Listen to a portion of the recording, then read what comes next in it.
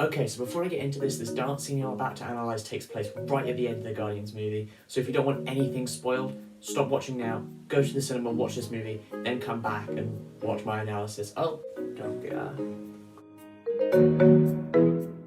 Okay, so as I mentioned in that intro clip, this dance scene that I'm talking about takes place right at the end of the movie. Rocket puts on some music, all the Guardians cheer and dance, but there are 5 specific characters that I want to talk about in this analysis and what this scene means to them, how it finalises their character arc, and maybe hints at some stuff for them in the future.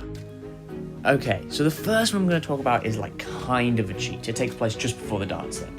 But it's when all the Guardians are stood in a circle and they've just told each other that they're all going to go their separate ways. They do the little Ravager salute, and then Groot says in perfect English, "I love you guys."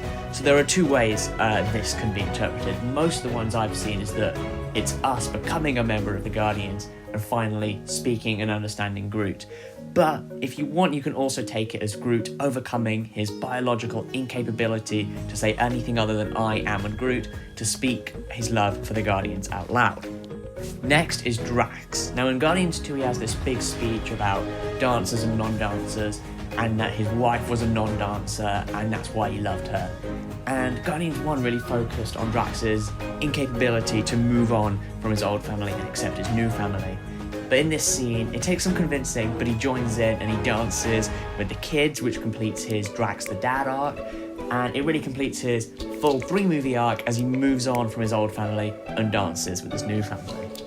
Next is Nebula. Now her character arc in this movie basically mirrors Gamora's, and it's used a lot for humour, especially in that scene at the end of the second trailer.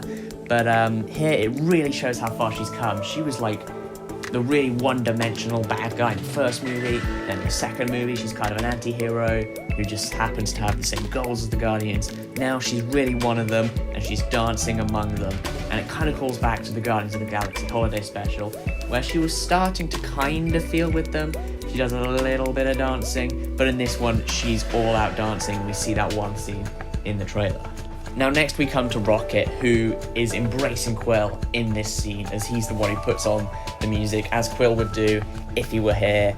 And it really shows their 3-movie arc together as they become best friends, as is repeated a couple times in the movie.